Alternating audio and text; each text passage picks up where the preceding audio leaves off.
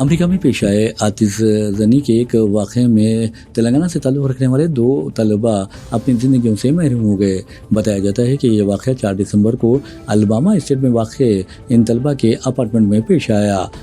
ایک مہلوک کی شناخت 24 سالہ سہاجا ریڈی ادومالا کی حیثیت سے کی گئی ہے، جو سائبر سیکورٹی پروفیشنل ہے اور جیڈیمیٹلا کی رہنے والی ہے۔ آپ اچھی طرح جانتے ہیں کہ حیدرآباد سے کچھ فاصلے پر جیڈیمیٹلا واقع ہے۔ دوسرے شخص کی شناخت اب تک نہیں کی گئی ہے۔ یہ بھی بتایا جاتا ہے کہ آگ اس قدر تیزی سے بھڑک اٹھی کہ اس نے تمام اپارٹمنٹ کو اپنے گھیرے میں اپنے شکنجے میں لے لیا اور پھر سارا علاقہ جو تھا وہ کثیف دھوئیں کے بادلوں میں ڈوب گیا۔ یہ بھی بتایا جاتا ہے کہ طلباء سانس نہیں لے سکے، یعنی دم گھٹنے کی وجہ سے ان کی موت ہو گئی، حالانکہ انہوں نے مدد کے لیے چیخو پکار بھی کی تھی۔ دنیا بھر میں ہر مسلمان کی یہی خواہش ہوتی ہے کہ وہ روز رسول صلی اللہ علیہ وسلم پر حاضری دے۔ اسی طرح حرم شریف میں حاضر ہو کر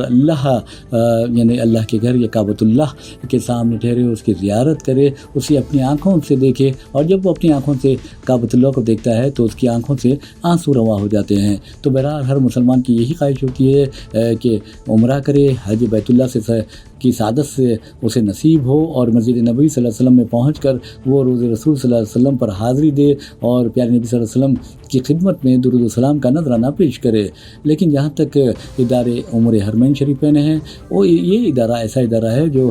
شیخ عبد الرحمن السدیس کی سربراہی میں کام کرتا ہے، اور وہاں پر خاص طور پر مسجد نبوی میں روز رسول صلی اللہ علیہ وسلم کی زیارت اور ریاض الجنہ میں نوافل کی ادائیگی کے جو اوقات ہوتے ہیں وہ یہ ادارہ ہی مقرر کرتا ہے۔ تو بہرحال ادارے امور حرمین شریفین کے مطابق نئے اوقات کار کے تحت مردوں کے لیے زیارت کا وقت جو ہے اور خواتین کے لیے جو زیارت کا وقت ہے وہ طے کر دیا گیا ہے۔ خاص طور پر مردوں کے لیے زیارت کا وقت رات 2 بجے سے نماز فجر تک اور دن میں 11 بجے سے عشاء تک ہوگا۔ اور آپ کو یہ بتا دیں کہ جو رپورٹس منظر یہاں پر آئی ہے اس میں بتایا گیا ہے کہ خواتین کے لیے زیارت کا وقت فجر کے بعد سے دن کے 11 بجے اور عشاء کے بعد رات 2 بجے تک ہوگا۔ ادارے امور حرمین شریفین کے مطابق مرد زائرین نماز جمعہ کے بعد سے عشاء تک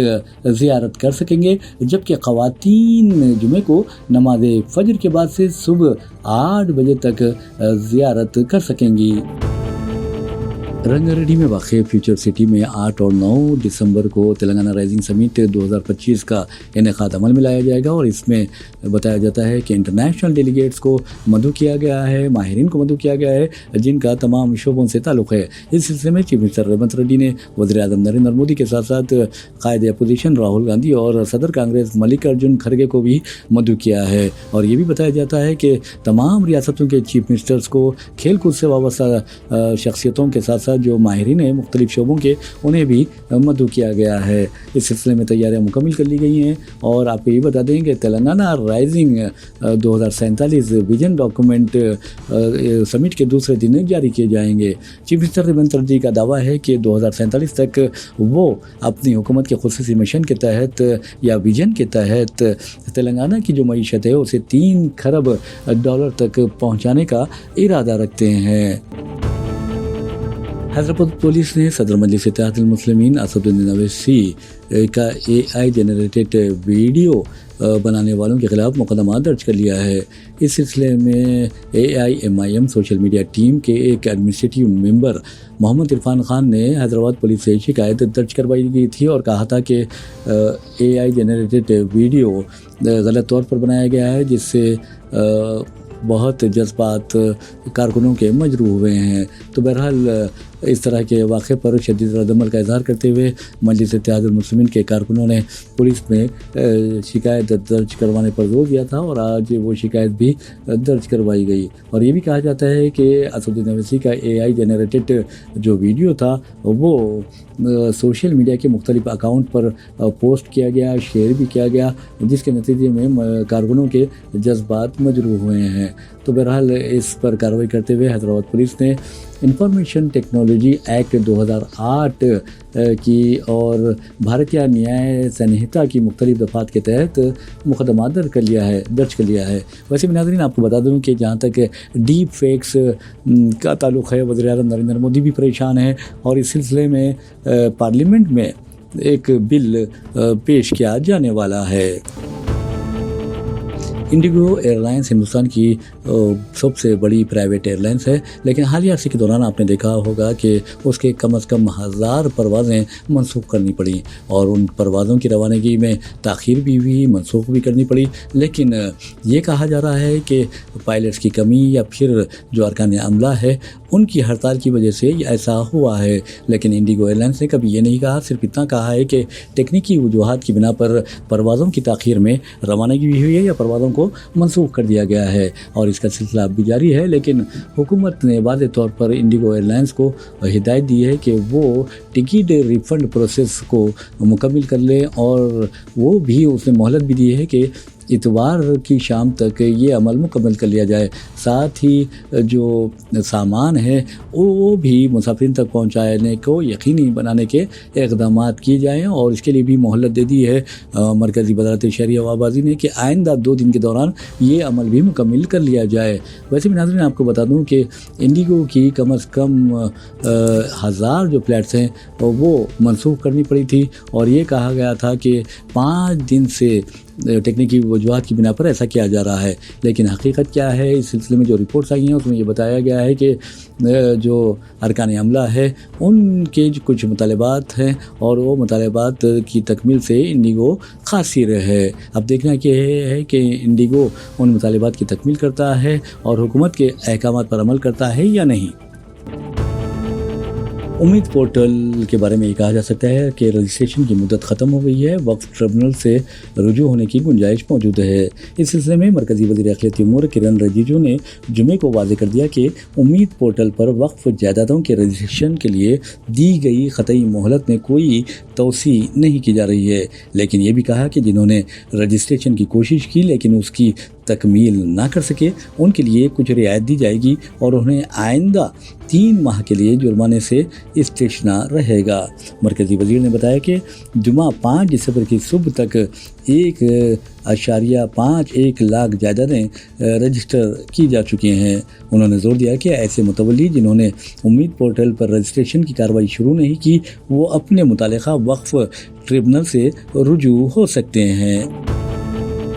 ناظرین ہم اب آپ کو لیے چلتے ہیں حیدرآباد پولیس نے غیر سماجی عناصر کے جو سرگرمیاں ہیں ان پر کنٹرول کے لیے آپریشن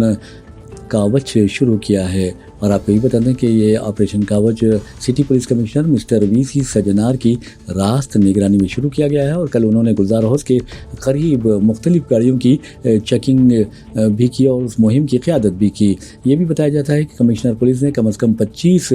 گاڑیوں کی چیکنگ کی ہے تاکہ حیدرآباد کے مختلف مقامات پر جو ڈرگ ٹریفکنگ ہو رہی ہے یا حوالہ کا کاروبار ہو رہا ہے یعنی حوالہ ٹرانزیکشن ہو رہا ہے یا پھر دوسری سرگرمیاں ہو رہی ہیں اس کا انسداد کیا جا سکے۔ یہ بھی بتایا جاتا ہے کہ 5000 سے زائد پولیس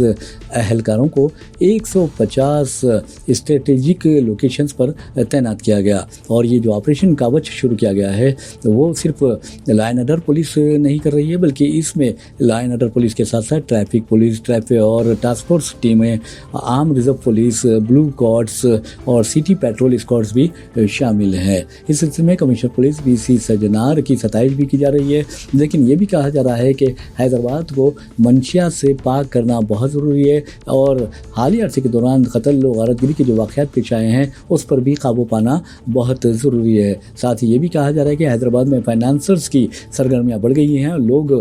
سودی قرضوں کے شکنجے میں کسے جا رہے ہیں، تو بہرحال انہیں بھی اس طرح کے شکنجے سے یعنی سود خوروں کے شکنجے سے بچانا ضروری ہے۔ ناظرین، شہادت بابری مسجد کو 33 سال گزر چکے ہیں۔ آج بابری مسجد کی 33ویں برسی ہے۔ ایسے موقع پر ہم آپ کو لیے چلتے ہیں مرشد آباد، مغربی بنگال۔ وہاں پر ٹی ایم سی کے ایک رکن اسمبلی ہیں، یعنی انہیں معطل کر دیا گیا ہے، ہمایوں کبیر۔ ہمایوں کبیر نے اعلان کیا تھا کہ وہ 6 دسمبر کو بابری مسجد کی طرز پر ہی مرشد آباد میں بابری مسجد تعمیر کروائیں گے اور اس کا سنگ بنیاد رکھیں گے۔ اس سلسلے میں یہ کہا گیا تھا کہ تقریباً 3 لاکھ افراد اس تقریب میں شرکت کر رہے ہیں اور پولیس نے بھی زبردست بندوبست کیا۔ دوسری طرف آپ دیکھیں گے کہ ٹی ایم سی جو ممتا بنرجی کی قیادت میں کام کرتی ہے، اس نے ہمایوں کبیر کو آپ دیکھیں گے کہ فرقہ وارانہ سیاست کے الزام عائد کرتے ہوئے اپنی پارٹی سے معطل کر دیا تھا۔ ایسے میں suspended T M C M L A Humayun Kabir نے آج وہاں بابری مسجد کا سنگ بنیاد بھی رکھ دیا ہے۔ اس موقع پر نعرے تکبیر لگائے گئے اور آپ کو یہ بھی بتانا ضروری ہے کہ اس سلسلے میں کولکتہ ہائی کورٹ نے واضح طور پر ہدایت دی تھی کہ ہمایوں کبیر اپنا ایونٹ منعقد کر سکتے ہیں، یعنی پروگرام کا انعقاد عمل میں لا سکتے ہیں، اور لا اینڈ آرڈر کی ذمہ داری ریاستی حکومت کی ہوتی ہے۔ ویسے میں ناظرین، جہاں تک بابری مسجد کی شہادت کا سوال ہے، آپ دیکھیں گے کہ اب 33 سال ہو چکے ہیں۔ 6 دسمبر 1992 کو دہشت گردوں نے اور ہندوستان کے دشمنوں نے مذہبی منافرت پھیلاتے ہوئے بابر مسجد کو شہید کر دیا تھا، اور اس کے بعد آپ نے دیکھا کہ عدالتوں نے جو فیصلے دیے اس پر بھی نکتہ چینی کی گئی تھی، اور آخر میں سپریم کورٹ نے جس طرح کا فیصلہ دیا آستھا کی بنیاد پر، اس آستھا کی بنیاد پر دیے گئے فیصلے کے بعد مودی حکومت، یوگی حکومت نے بڑے پیمانے پر رام مندر کی تعمیر عمل میں لائی اور خود وزیر اعظم نریندر مودی نے اس کا افتتاح انجام دیا۔ لیکن افسوس کی بات یہ ہے کہ ایودھیا میں 25 کلومیٹر دور پر سپریم کورٹ نے کہا تھا کہ ایک مسجد تعمیر کی جائے، اور اس کے لیے باضابطہ طور پر انڈو اسلامک کلچر فاؤنڈیشن بھی قائم کیا گیا تھا، لیکن آج تک اس مسجد کی تعمیر عمل میں نہیں لائی گئی۔ اور آپ کو یہ بتا دوں کہ اس ٹرسٹ کے ذریعے مسجد اور جو وہاں پر ایک ہاسپٹل تعمیر کیا جانے والے کا تھا، یعنی مسجد کمپلیکس پروجیکٹ کی تعمیر کی جانے والی تھی، لیکن وہ نہیں کی گئی۔ اب اس کے صدر کا بیان آیا ہے کہ دسمبر میں ہم لے آؤٹ پلان داخل کریں گے، یعنی ایودھیا ڈیولپمنٹ اتھارٹی میں لے آؤٹ پلان جو پلان ہیں وہ داخل کرنے والے ہیں۔ اب دیکھنا یہ ہے کہ وہ مسجد تعمیر ہوتی ہے یا نہیں، لیکن ایک بات ضرور ہے کہ ہمایوں کبیر نے واضح طور پر کہا ہے کہ وہ 27 دسمبر کو اپنی علیحدہ پارٹی قائم کریں گے اور انتخابات میں حصہ لیں گے۔ امریکی صدر ڈونلڈ ٹرمپ اس بات کے خواہاں تھے کہ انہیں امن کا نوبل انعام دیا جائے، کیونکہ انہوں نے عالمی سطح پر قیام امن کے لیے بہت اقدامات کیے ہیں۔ خاص طور پر ایران اسرائیل جنگ کو انہوں نے روکا ہے، اور ہندوستان پاکستان کے درمیان جو جنگ ہوئی ہے اسے بھی روکنے کا صحرا وہ اپنے سر باندھتے ہیں۔ اب تک انہوں نے تقریباً 61 مرتبہ کہہ دیا ہے کہ میں نے ہندوستان اور پاکستان کی جنگ روکی ہے، اگر میں یہ جنگ نہیں روکتا تو علاقے میں زبردست تباہی ہوتی، نیوکلیئر جنگ کا خطرہ بھی پیدا ہو جاتا۔ تو بہرحال ٹرمپ کو اس بات کی پوری امید تھی کہ وہ امن کا نوبل انعام حاصل کر لیں گے، لیکن امن کا نوبل انعام دینے والی کمیٹی نے ان کے مطالبہ پر یا ان کی درخواست پر یا ان کی خواہش پر کوئی توجہ مرکوز نہیں کی، کیونکہ وہ اچھی طرح جانتے ہیں کہ اسرائیل میں جس طرح کی درندگی کا مظاہرہ کیا گیا اس میں امریکہ کا کیا کردار رہا ہے، اور ٹرمپ نے کس طرح اسرائیلی وزیر اعظم نیتن یاہو کی مدد کی ہے، تائید و حمایت کی ہے۔ تو بہرحال اب انہیں یعنی ڈونلڈ ٹرمپ کو فیفا نے امن کا انعام دے دیا ہے۔ اب وہ خوش ہیں اور کہتے ہیں کہ یہ ایوارڈ ان کی زندگی کا سب سے بڑا اعزاز ہے۔ امریکی صدر ڈونلڈ ٹرمپ عجیب و غریب حرکتوں کے لیے بدنام ہیں۔ اب آپ کو یہ بھی بتاتے ہیں کہ جیسے ہی وہ اقتدار میں آئے، بے شمار ہندوستانیوں کو امریکہ سے ڈپورٹ کیا گیا، بہت ہی انتہائی ذلیل و خوار کرتے ہوئے۔ ان کے ہاتھوں میں ہتھکڑیاں، پیروں میں بیڑیاں تھیں، یہاں تک کہ جو ہمارے سکھ نوجوان تھے ان کی پگڑیاں بھی اچھالی گئیں اور ان پگڑیوں کو کوڑے دان کی نظر کر دیا گیا۔ تو بہرحال ایک خبر یہ آئی ہے، ایک رپورٹ، خصوصی رپورٹ منظر عام پر آئی ہے مرکزی مملکتی وزیر خارجہ کیرتی وردھان سنگھ کے حوالے سے، کہ انہوں نے پارلیمنٹ میں ایک تحریری جواب دیتے ہوئے بتایا کہ تاحال امریکہ سے 3155 ہندوستانیوں کو یعنی نکال دیا گیا ہے 11 ماہ کے دوران۔ اس سلسلے میں جو انہوں نے اعداد و شمار پیش کیے ہیں اس کے مطابق 2023 میں 617 ہندوستانیوں کو امریکہ سے ڈپورٹ کیا گیا، اور آپ یہ دیکھیں گے کہ 2024 میں 1368 ہندوستانی وطن واپس کیے گئے۔ 21 نومبر 2025 تک یہ بتایا جاتا ہے کہ 3155 55 ہندوستانیوں کو امریکہ سے نکال دیا گیا ہے۔ لیکن جہاں تک ہندوستانیوں کے امریکہ میں مقیم ہونے کا سوال ہے تو ناظرین آپ کو یہ بتانا ضروری ہے کہ امریکہ کی ترقی میں ہندوستانیوں کا اہم کردار رہا ہے، خاص طور پر انفارمیشن ٹیکنالوجی اور آرٹیفیشیل انٹیلیجنس کے شعبے کے ساتھ ساتھ آپ دیکھیں گے کہ شعبے طب میں اور دوسرے شعبوں میں ہندوستانیوں نے اپنی مہارت کے ذریعے امریکہ کی ترقی میں اہم کردار ادا کیا ہے۔ لیکن جس بے عزتی کے ساتھ ہندوستانی کو نکالا گیا ہے، اس سلسلے میں ہمارے وزیر اعظم نریندر مودی کی غفلت اور ان کی خاموشی عجیب ہے۔